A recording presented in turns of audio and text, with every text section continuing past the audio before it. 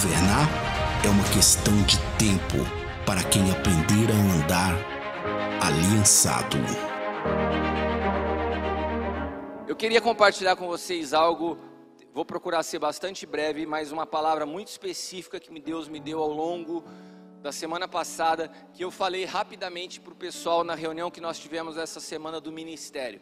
Nós tivemos uma reunião ministerial com os ministros da casa, e eu compartilhei isso rapidamente, e também falei na segunda-feira no Aljava Online com os pastores.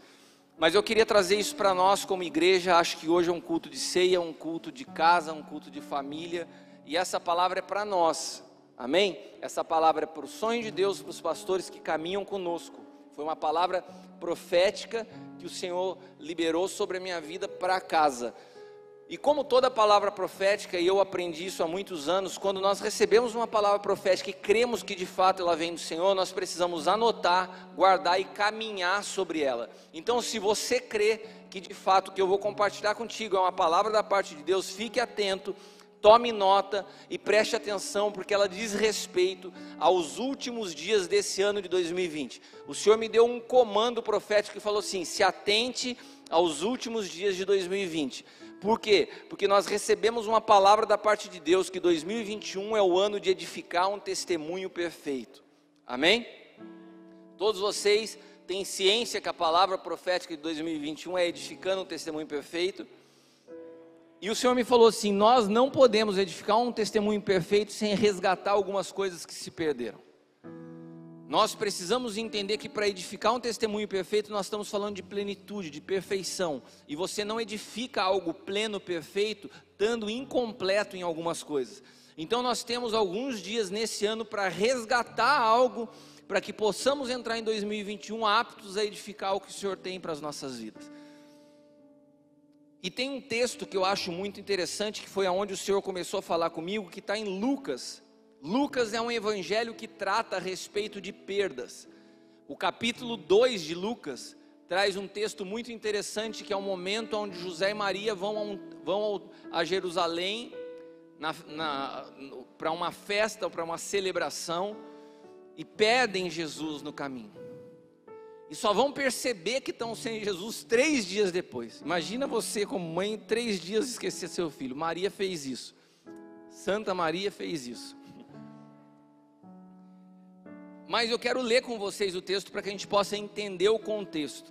Lucas 2, 42 ao 52. Agora, se você está com a sua Bíblia tomando nota, ou se você está grifando aí no teu celular, preste atenção como começa o texto. E tendo ele 12 anos. 12 anos representa algo para você ou para nós como igreja?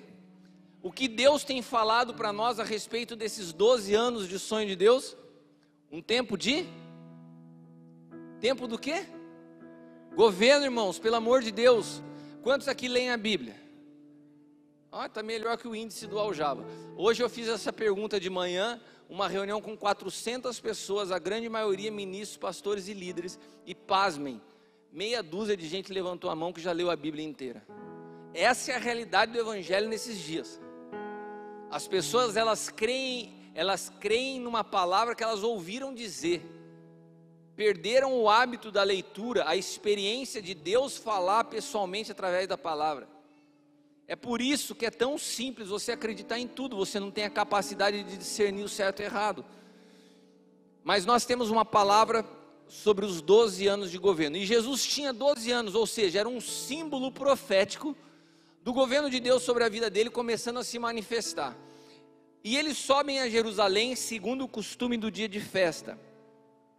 Regressando eles, terminados aqueles dias, ficou o menino Jesus em Jerusalém, e não soube José nem sua mãe.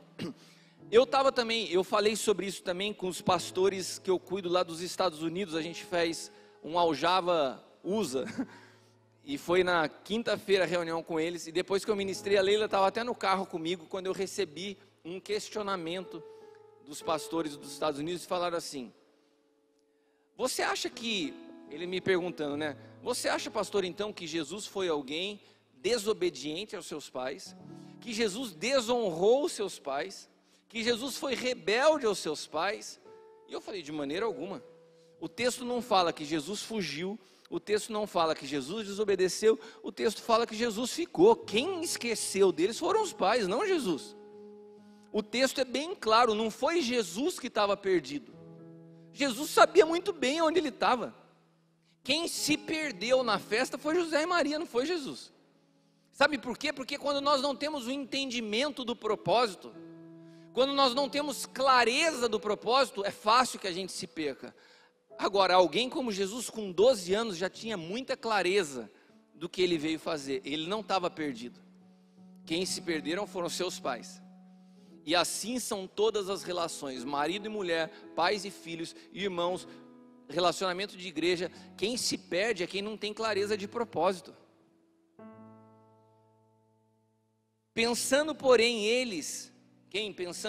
José e Maria, que ele viria de companhia pelo caminho, porque imagina, irmãos, eles iam em caravanas de família. Então, quando eles começam a regressar, eles imaginaram assim: Jesus está vindo com os irmãos, com os primos, com o tio, está em algum lugar ali. Então fala assim, ó, eles no caminho procuraram entre os parentes e conhecidos, e como não o encontraram, voltaram a Jerusalém em busca dele. Aconteceu que passado 3 dias, o acharam no templo, assentado no meio dos doutores, ouvindo-os e interrogando-os. Um menino de 12 anos estava interrogando os doutores da lei. E chega lá José Maria e vê aquela cena.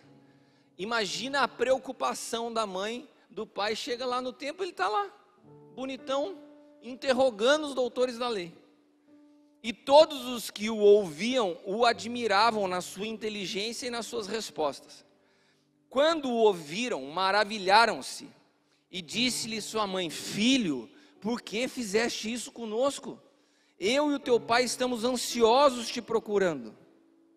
E ele lhes disse: por que me procuram? Não sabeis que vim tratar dos negócios do meu pai? E eles não compreendiam as palavras que ele dizia. E desceu com eles e foi para Nazaré, e era-lhes em tudo sujeito. Sua mãe guardava no seu coração essas coisas, e crescia Jesus em sabedoria. Repita comigo: sabedoria, estatura e em graça. Para quem? Para com Deus e para com os homens. O Senhor começou a me falar para que eu me atentasse ao Evangelho de Lucas, as perdas que o Evangelho de Lucas relata. E a primeira perda que aparece no Evangelho de Lucas é Jesus com os seus pais. Esse texto é muito interessante porque Jesus não estava perdido. Jesus sabia onde ele estava. Ele conhecia o seu propósito, ele sabia o que ele veio fazer. Ele tinha clareza de visão, ele tinha uma visão mais clara e mais ampla que os seus próprios pais, que não compreendiam suas palavras. Mas a Bíblia fala que mesmo assim, ele ficou quieto, acompanhou os pais, parou o que ele estava fazendo, que era a vontade do pai. Ele falou assim: eu estou aqui fazendo a vontade do pai. Mas ele para de fazer a vontade do pai para se sujeitar a um pai e uma mãe muito mais limitado que eles. Não sei se você pegou no teu espírito um princípio. Jesus sendo Deus, com 12 anos já sabendo que era Deus, já sabendo da conexão e do que ele veio fazer das obras do Pai, quando ele é questionado pelo seu pai e pela sua mãe, que não entendiam, tinham um entendimento limitado do que ele veio fazer, e o chamam a atenção e falam: vamos voltar aqui com a gente, senão eu vou puxar a sua orelha. E a Bíblia fala que ele faz o quê? Ele se sujeita. Porque quando você se sujeita em obediência, você está exatamente no lugar que Deus te colocou para andar. Mesmo que aparentemente pareça que você está recuando em algo maior. Porque a obediência nos protege. Porque a obediência é um princípio, e nem Jesus contraria esse princípio. Em tudo ele era sujeito. Ele não estava perdido, ele tinha convicção da sua movimentação. E é tão interessante né, esse texto, que ele termina falando algo que Deus falou para mim. Falou assim: meu filho, semana passada, o Senhor falou assim para mim: meu filho, se atente, porque a obediência com que vocês têm caminhado vai inaugurar um novo tempo, aonde vocês vão crescer em sabedoria, em graça comigo e com os homens. E a palavra estatura, Deus falou para mim assim: o que é estatura para você? É algo mensurável, é algo visível. Ele falou assim: vocês nunca colocaram os olhos nisso, mas vai vir um tempo de crescimento numérico. Então, o que o Senhor me falou, que está diante de nós, pelo fato de nos sujeitarmos em tudo ao Senhor como Pai, um tempo de graça com Deus e graça com os homens. Quantos de nós aqui passamos tempos de dificuldade, até com o ministério, de ser compreendido pelas pessoas, não é verdade? Mas Deus falou assim: agora chegou um tempo de graça com os homens, porque vocês acharam graça comigo, e Deus vai dar, e eu vou derramar sobre vocês sabedoria. Mas mais uma coisa, estatura, não no sentido de crescimento espiritual, no sentido de crescimento numérico. Amém? Tome isso como palavra para a tua vida. Isso está sobre as nossas vidas como casa. Um tempo, eu estou repetindo isso direto comigo nas minhas orações: Senhor, é um tempo de graça diante dos homens, é um tempo de graça diante do Senhor, é um tempo de sabedoria na movimentação, e é um tempo de crescimento. Deus nos preparou para crescer. Agora, Lucas não para no texto do capítulo 2 falando de perdas. Se você abrir Lucas capítulo 15, ele trata no mesmo capítulo de 3 perdas, uma atrás da outra: a ovelha perdida, a dracma perdida e o filho perdido. Os 3 fazem parte, são 3 parábolas que fazem parte da explicação de Jesus, da resposta de Jesus a um questionamento dos fariseus. Ele é questionado pelos fariseus e ele responde com 3 parábolas, e as 3 falam sobre perda. E o Senhor falou para mim assim: preste atenção nas 3 perdas, porque essas 3 perdas, elas têm uma simbologia profética, que eu quero que vocês se atentem como igreja. Não igreja corpo de Cristo, ministério sonho de Deus. Põe a mão assim no seu coração e fala assim: é comigo isso aí. Deus, fala assim comigo: Deus quer que eu me atente a isso. Provavelmente eu perdi 3 coisas. Fala, provavelmente eu perdi 3 coisas. A ovelha perdida é aquilo que se perdeu fora. A dracma perdida é o que se perdeu dentro. E o filho perdido significa a perda da sua própria identidade, da sua própria essência, de dentro para fora. As 3 perdas, quando elas são resolvidas, quando elas são finalizadas, elas se encerram com uma celebração. Quando se encontra a ovelha perdida, tem uma celebração. Quando se encontra a dracma perdida, tem uma celebração. Quando se encontra o filho perdido, tem uma grande festa. A única festa que não tem nessa história é quando os pais encontram Jesus, porque você só celebra o que estava perdido. Jesus não estava perdido. Então nós precisamos entender que quando nós temos clareza de onde nós estamos caminhando, ainda que aparentemente ao mundo pareça que nós estamos perdidos, Deus fala assim: não, vai de boa, não tem nem que fazer festa, você está no lugar que você tem que estar. Agora, quando há uma perda, e essa perda vem uma luz, e você identifica, tem que celebrar. E é disso que nós vamos tratar, dessas 3 perdas, que envolvem celebração. Alguém se lembra de uma palavra que eu falei de celebração esse ano ainda? Que celebramos vidas e não coisas. Vocês se lembram disso? Perceba como que Deus vai construindo um quebra-cabeça. Deus nos ensina a respeito de celebração, nos resgata o fundamento de celebração, e daí ele fala assim: vocês precisam continuar celebrando, mas vocês têm que celebrar agora o resgate de 3 coisas que se perderam antes que termine o ano de 2020, porque nós vamos caminhar para a edificação de um testemunho perfeito, e o testemunho perfeito é representado na Bíblia sempre por 3 elementos, porque a base do testemunho perfeito é a Trindade: Pai, Filho e Espírito Santo. Amém? E a Bíblia fala que Deus constrói o homem dentro de uma composição de um testemunho perfeito: corpo, alma e espírito. Deus estabelece o seu governo na criação de forma perfeita: o sol, a lua e as estrelas.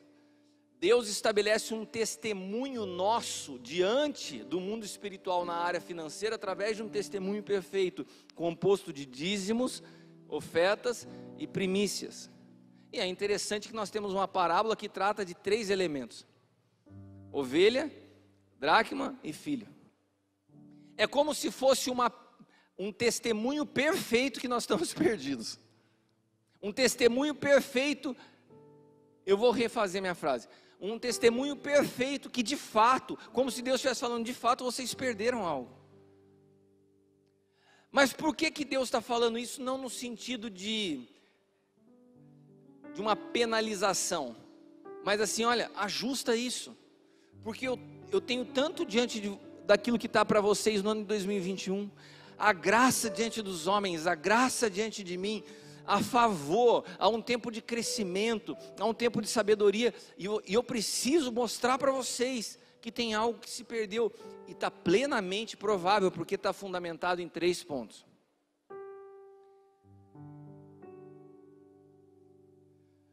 Irmãos, antes de eu entrar nesses 3 pontos, e como Deus falou comigo sobre eles, é importante que nós entendamos que nós somos seres de dimensões eternas. Repita comigo: eu sou um ser de dimensão eterna. Hoje à tarde, do nada, não sei, às vezes me dá umas doidas, eu fui assistir um documentário de 1 hora sobre física quântica. Metade dele eu não entendi, mas é impressionante como, eu não sei se você sabe, mas dizem que em 2 anos nós teremos o primeiro computador quântico no mundo. As grandes companhias já estão investindo milhões de dólares, bilhões de dólares para que possam sair na frente, porque vai derreter tudo que você conhece de tecnologia hoje. Aquilo que os computadores mais poderosos hoje, por exemplo, para criptografar uma criptomoeda, que demora a mineração dela 17 horas, um computador quântico faz em 1 minuto. E essa tecnologia já existe, já está disponível, né? A ciência aumentaria, a palavra nos diz sobre isso. E a própria física quântica, ela mostra como todas as coisas, e eles tentam explicar isso a partir da criação do mundo, do Big Bang, da explosão. O que eles falam? Tudo nasceu de uma coisa só. Então está tudo interligado, e a física quântica mostra isso. Então o movimento de uma partícula do outro lado do mundo, lá no Japão, interfere no movimento dessa mesma partícula aqui no Brasil hoje. Não sei se você está entendendo, mas o que mais ou menos eles querem dizer é o seguinte: está tudo conectado. É lógico que está, tudo nasceu do Senhor, só que para eles, a física quântica, ela prova aquilo que nós sabemos, mas aquilo que Deus quer fazer, e a Bíblia mostra que vai fazer, que é convergir todas as coisas em Cristo. Irmãos, nós somos um corpo. Aquilo que a Bíblia fala, que aquilo que eu sinto reflete na vida da Zelinda, reflete na vida do Tiago, isso é uma realidade quântica. E nós temos uma dimensão eterna. As nossas movimentações emitem ondas. Você já jogou uma pedrinha na água e viu aquelas ondinhas fazendo assim, né? É mais ou menos isso. Elas não param. As nossas palavras, elas reverberam eternamente, elas não param. Quando falamos, nós falamos ao mundo espiritual. As palavras são eternas e por isso são tão poderosas. E sabe por que a força dessa movimentação eterna é o que faz que um dia o sacrifício de um homem, que era Deus, mas se tornou homem há 2000 anos, aquela movimentação alcance a minha vida hoje. Às vezes é incompreensível para a mente humana, mas aquilo lá nos atinge hoje com o mesmo poder, como se estivéssemos vivendo há 2000 anos atrás. Se nós tivermos consciência de eternidade, nós seremos mais efetivos na nossa movimentação. Ô Neto, aquela minha ajuda aqui do lado dá para... Prejudica a Zelinda e me ajuda. Então, se tivermos consciência de eternidade, nós vamos estar mais atentos ao que falamos, nós vamos estar mais atentos com quem nos relacionamos, aonde investimos, quem nós ouvimos, quem fala ao teu coração, quais são as vozes que você escuta. E sabe outra coisa que nós vamos estar atentos? O que perdemos? O que nós perdemos nessa caminhada? Porque toda movimentação presente produz ondas eternas. Amém? E eu quero então explicar para vocês as três parábolas, e com isso eu finalizo. A parábola da ovelha perdida, a parábola da dracma perdida e a parábola do filho pródigo. Os três têm um efeito, uma dimensão profética para nós hoje, e que o Senhor falou de forma específica para nós nos atentarmos a resgatar essas coisas nesses últimos dias, nesses últimos 30 dias que nós temos do ano de 2020. Amém? Tudo isso que eu coloquei de base, de fundamento, foi para chegar nesse ponto. Vocês entenderam? Todas as vezes que Deus me dá uma palavra, primeiro Ele fala comigo. Acho que é assim com todo mundo que ministra. E Deus foi me trazendo exemplos bastante práticos. A semana passada eu participei de um batismo, onde várias pessoas foram batizadas. E eu comecei a observar cada pessoa que descia as águas. Tinham pessoas que desciam já chorando, levantavam chorando. Tinham outras que se abraçavam com familiares, com amigos. Irmãos, eu comecei a me comover vendo aquilo ali, o brilho nos olhos daquelas pessoas sendo batizadas. E eu comecei a me lembrar quando eu, recém-convertido, fui batizado. E eu olhei aquela quantidade de pessoas se batizando e eu falei assim, meu Deus, eu não vejo o brilho dos olhos nessas pessoas na vida da maioria dos pastores que eu cuido. O que acontece? Que quando você se converte, quando você conhece a Jesus, parece que a simplicidade do Evangelho é suficiente. Falar Jesus te ama já está bom. Você não precisa de grandes ministrações, você não precisa de compêndios teológicos, você só precisa sentir o amor de Deus sobre a tua vida e está bom. Aquelas pessoas estavam assim. Eu sei que eu fumava, agora eu não fumo mais. Eu sei que eu bebia, agora eu não bebo mais. Eu sei que o meu casamento estava destruído e foi restaurado. E isso para eles é a maior alegria. Mas passam-se os anos. E no meu caso, o encargo que está sobre mim de cuidar dos pastores, a gente percebe que a gente gasta mais tempo resolvendo o problema de crente murmurador do que discipulando pessoas que nasceram de novo. E isso vai te desgastando, porque você vai vendo pessoas que perderam o poder da gratidão e se tornaram críticos, reclamam das vírgulas, do tom da voz do pregador, das músicas do louvor, se tornaram críticos, perderam o brilho da salvação, a simplicidade do Evangelho. E mais, o que o Senhor me falou, sabe qual é a ovelha perdida que vocês precisam estar atentos? Essa veia evangelística da igreja, essa paixão pelas almas, sabe? Às vezes é tanta preocupação para dentro que a gente esquece que quando você pegou um Uber, você pode falar do amor de Deus para aquele motorista do Uber e produzir um impacto muito mais violento do que uma pregação de 2 horas aqui dentro da igreja. As pessoas às vezes querem mais o púlpito do que falar e compartilhar do amor de Deus para as pessoas que convivem conosco.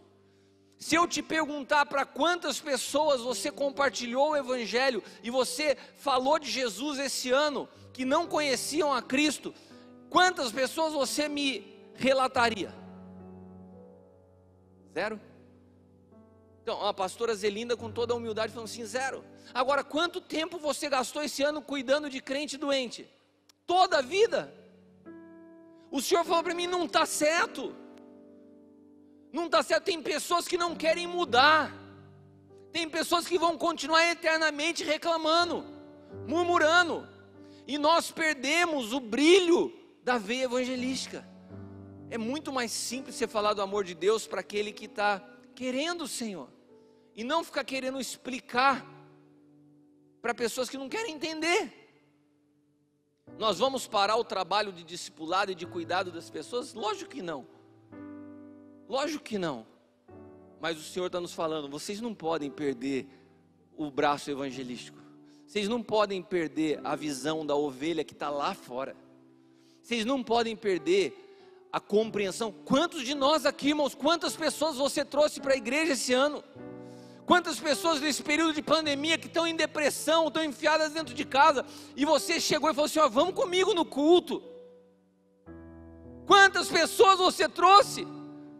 A gente transformou o evangelho em algo pessoal, egoísta. Aí eu quero ir para receber uma palavra. A gente esqueceu de olhar para a nossa volta, perdemos esse braço externo. E o Senhor falou, olha, reflita sobre isso nesses últimos dias. A beleza da conversão, a simplicidade das palavras que são suficientes para mudar a história de uma pessoa. Simplicidade. Às vezes uma palavra. Olha, você sabe que Jesus ama a tua vida, Ele te perdoa e Ele é capaz de transformar a tua história. Isso é mais forte do que 1 hora falando para crente, para muitas pessoas. O Senhor te desafia nessa noite a resgatar essa veia evangelística. Irmãos, eu me lembro, quando eu me converti, eu trabalhava de estagiário em construção civil lá em Campinas. Eu cheguei a levar 2 vans de peão de obra para a igreja. Eu falava de Jesus para todo mundo, Zelinda, para todo mundo. Tem uma igreja do Nazareno que nasceu numa cidade que se chama Morungaba. A igreja nasceu de pessoas que eu evangelizei. Fizeram uma festa de 10 anos da igreja e me levaram para pregar lá, e eu nem sabia o que estava me esperando. Uma igreja de 500 pessoas passaram o vídeo das combis indo para a igreja que eu evangelizava.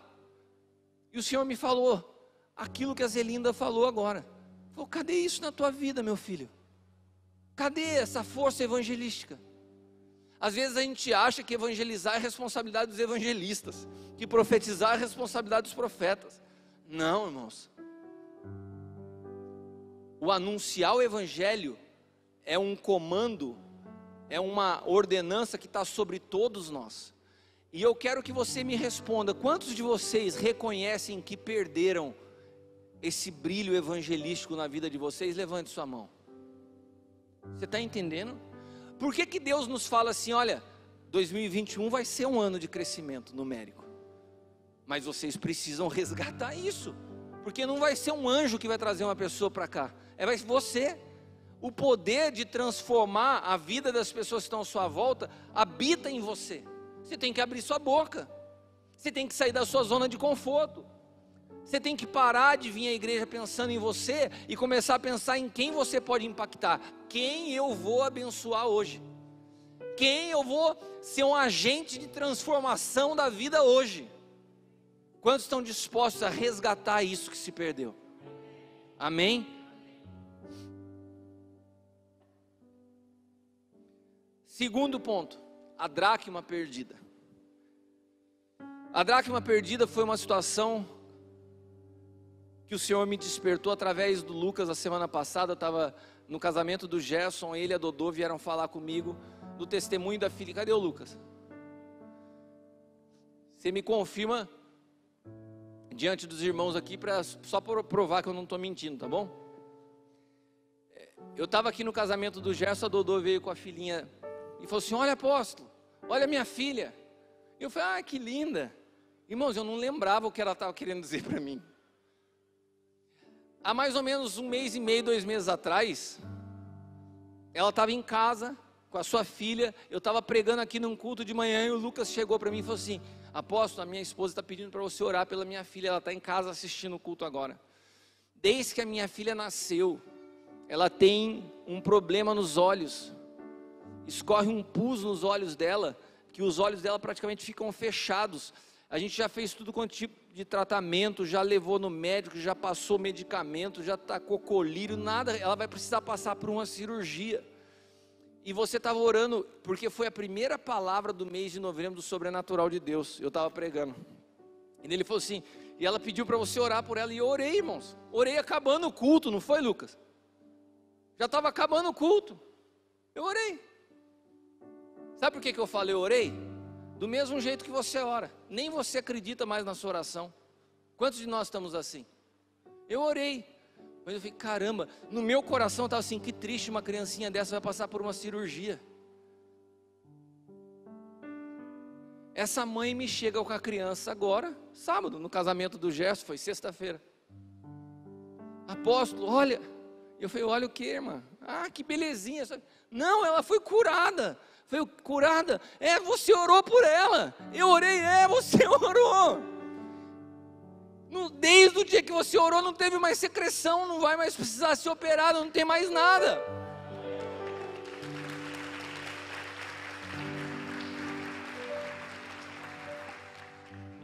Foi assim, não? É verdade. Vocês ficaram felizes com isso? Eu fiquei profundamente envergonhado. Enquanto os pais celebravam, vinham me agradecer, eu estava morrendo de vergonha de mim mesmo. E o Senhor me falou assim: você perdeu o valor dentro de casa. Isso é uma dracma perdida. Nós perdemos a capacidade de crer no sobrenatural. E sabe por quê? Porque os processos dos últimos anos foram tão intensos, que eu falei para Deus uma frase: se o Senhor quiser fazer, beleza, se o Senhor não fizer, tá bom, eu estou disposto a morrer por ti. Só que quando você se renuncia desse jeito, você corre o risco de pender para uma área que você fala assim, Deus falou, acorda, tem um poder de sobrenatural que habita em você.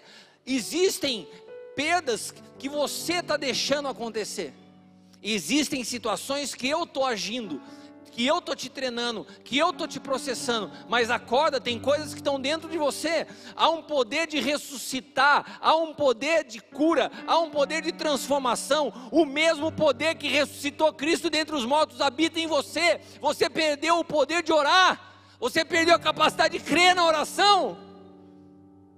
Então aquilo que era uma festa para aquele casal, para mim foi um puxão de orelha do Senhor.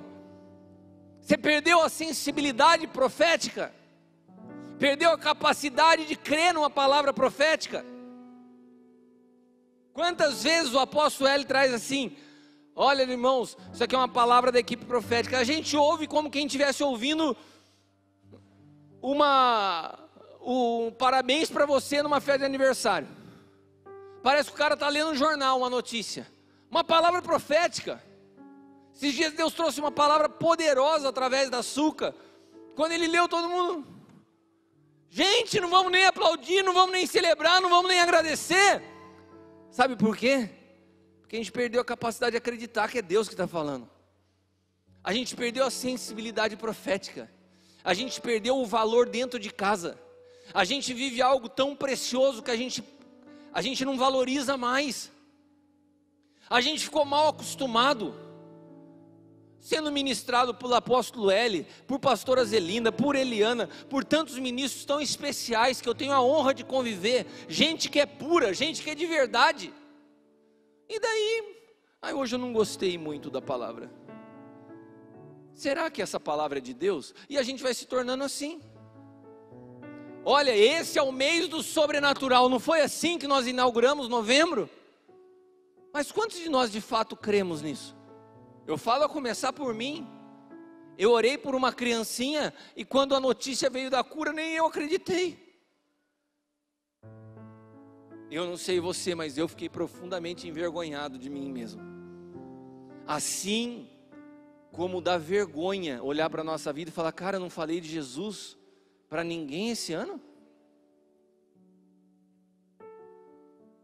Será que eu vou gastar meus dias cuidando de gente doente e não vou ter mais o prazer de ver o brilho no olhar de quem está conhecendo a Cristo? Será que Deus nos transformou a igreja só num hospital de cuidar de doente? Ou de um lugar de ativação profética, numa fonte de manifestação de vida que jorra por toda uma cidade? Isso depende de você e de mim. Não é só de quem está ministrando aqui, não. É de você no teu bairro, na tua escola, na tua família. De você abrir a tua boca e testemunhar do que o Senhor está fazendo na tua vida. De quando você vê o filho do teu amigo doente, ao invés de você recomendar um médico, você fala assim: deixa eu orar por ele. Nós nos acovardamos. Nós nos intimidamos, nós perdemos uma dracma dentro de casa, nós nos distraímos com tantas coisas, que negligenciamos o poder da oração, o valor da autoridade que nós já temos como igreja, e o poder do sobrenatural que está disponível para nós. Essa história, Jesus fala assim, que quando essa dracma se perdeu, se iluminou a casa e se procurou diligentemente até que ela fosse achada. O que eu estou querendo nessa noite é contribuir trazendo luz sobre essa situação que estava escura, que estava passando desapercebida diante de nós, mas que você busque diligentemente aonde isso se perdeu dentro de você. Aonde isso se perdeu? Pode ser que tenha sido como eu, para enfrentar os desafios e os processos, você falou: Senhor, eu vou fechar aqui a guarda e vou passar por cima de tudo, e o Senhor está te falando agora: levanta e volta a crer no milagre, porque eu vou transformar a tua história. Eu já vi que você tem disposição para entregar o teu Isaac, mas eu não quero a morte, eu quero a vida. Então acorda, porque eu quero produzir vida em você. Acabou o tempo do velório, acabou o tempo do funeral. Volta a acreditar no poder da ressurreição.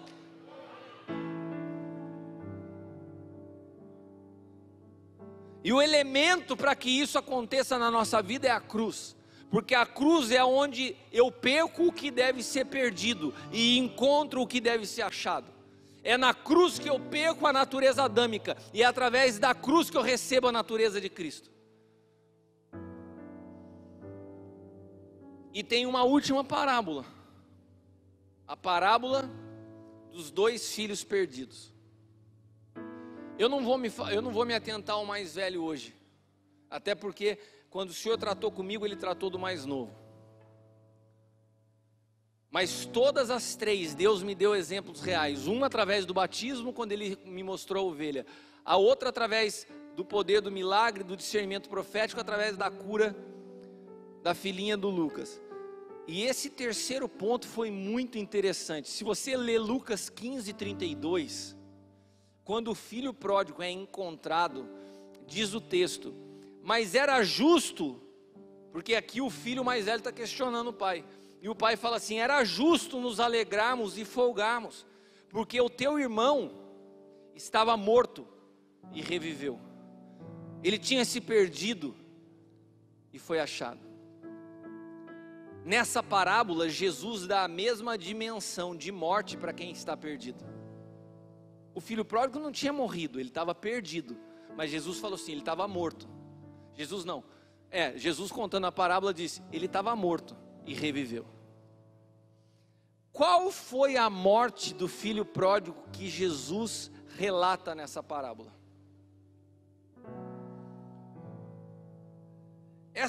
Esse texto do capítulo 3, se lembre que Deus me falou das 3 perdas na minha vida de forma pessoal. Depois que Ele falou isso, é para casa.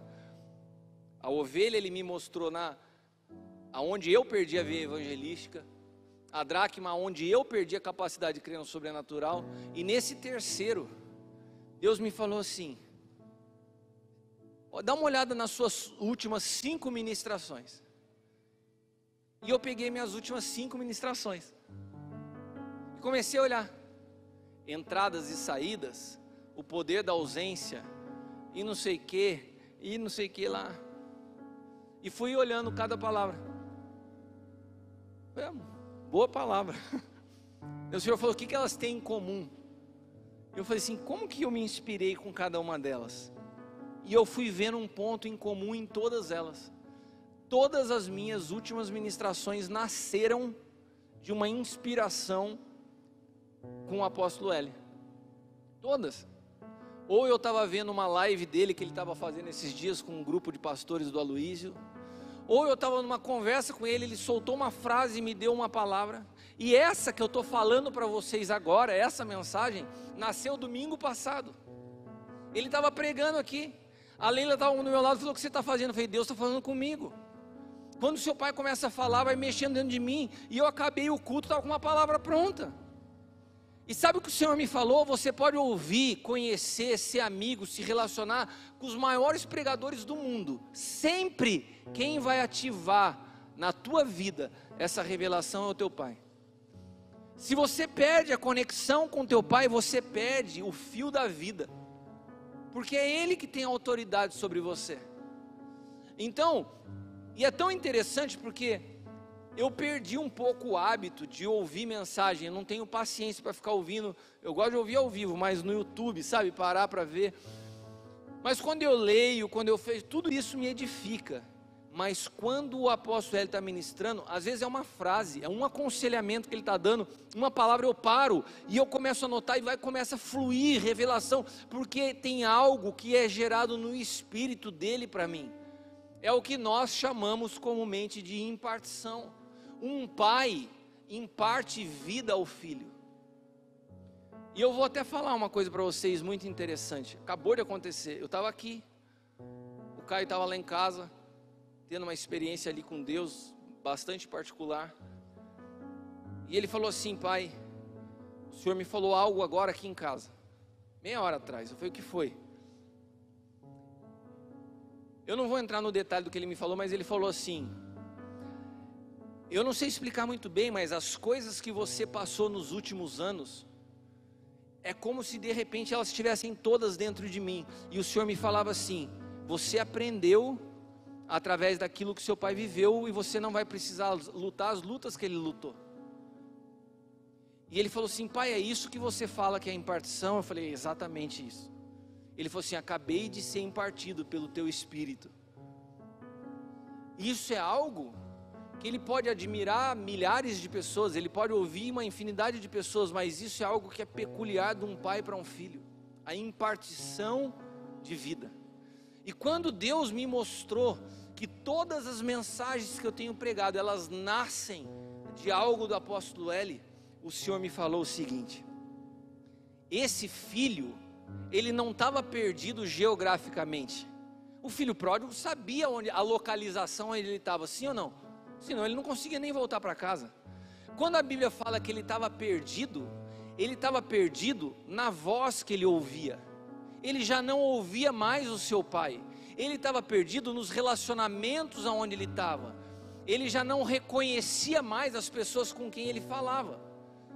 Ele perdeu a conexão e a identidade de filho, e isso fez com que o próprio Jesus o chamasse de morto. Porque quando você perde a conexão com a vida, com a palavra que te dá destino, com a voz que te protege, com aquele que te diz não, diante de Deus você está morto. Quem para um homem que não ouve mais a um pai? Quem pode parar? Quem você ouve se você não ouviu teu pai? Ninguém.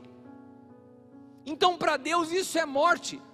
Não é você ter ido se relacionar com a prostituta, não é você ter ido, é você se desconectar da voz do pai, porque daí você fica desgovernado. Um filho, se está conectado ao pai e faz uma besteira, o pai fala: você está louco, volta para cá. Ele não está perdido. Mas o que traz morte é você perder a identidade de filho. Ele sabia onde ele estava, mas ele já não sabia mais quem ele era. Ele sabia aonde ele estava, mas ele já não sabia mais a quem ouvir. Essa é a famosa mentira da falsa liberdade. Sabe qual é a falsa liberdade? Eu sou dono do meu nariz, eu faço o que eu quero. Quando você faz o que você quer, você se torna escravo das tuas vontades. Essa é a maior falsa, é a maior mentira que existe. Você achar que você é livre porque eu faço o que eu quero. Isso é ser escravo do pecado. Nós somos livres quando de fato fazemos o que devemos fazer, não quando fazemos o que queremos fazer. Você entendeu a diferença? Eu sou livre quando eu faço o que eu fui desenhado para fazer, não quando eu faço o que eu quero fazer. Quando eu faço o que eu quero fazer, na verdade eu sou escravo da minha vontade. Agora, quando eu faço o que eu sou desenhado por Deus para fazer, então eu fluo com velocidade e precisão em direção ao propósito do Senhor. Aquele filho perdeu sua identidade, ele perdeu a sua paternidade, ele perdeu a sua origem. A verdade é que se nós não resgatarmos a nossa identidade de filhos, se nós não resgatarmos a nossa sensibilidade profética e a fé no sobrenatural, se nós não resgatarmos o amor pelas vidas, a nossa veia evangelística, nós não estamos aptos a construir um testemunho perfeito. Não adianta a gente ter uma frase de impacto, não adianta a gente ter uma palavra profética que está diante de nós de uma forma poderosa para o próximo ano, se nós não resgatarmos esses três princípios que de alguma forma nós perdemos: nossa veia evangelística, a fé no sobrenatural, a sensibilidade para ouvir a voz de Deus, e a nossa identidade de filhos, e a nossa conexão com o Pai, e a nossa disposição a nos sujeitar a uma voz de cuidado paterna. Quero te convidar a se colocar de pé. Governar é uma questão de tempo para quem aprender a andar aliançado.